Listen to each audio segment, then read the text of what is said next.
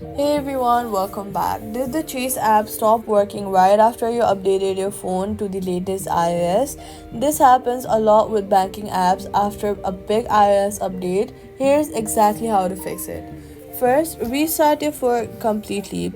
Press and hold the side button and volume down. Slide to power off. Wait 30 seconds and turn it back on. A full restart after a major iOS update clears a lot of app conflict issues.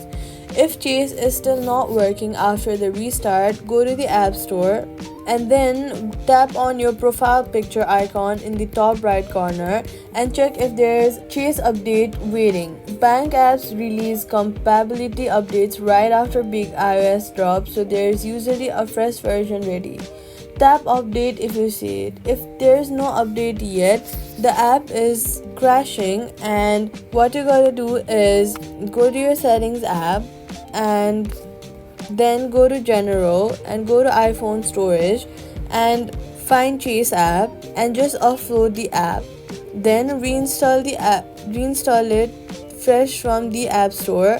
This installs a clean version that's compatible with your new iOS.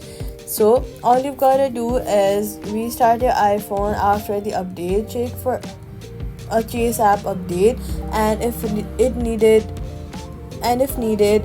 offload and reinstall. Chase will be compatible with your new iOS. Subscribe for more fixes.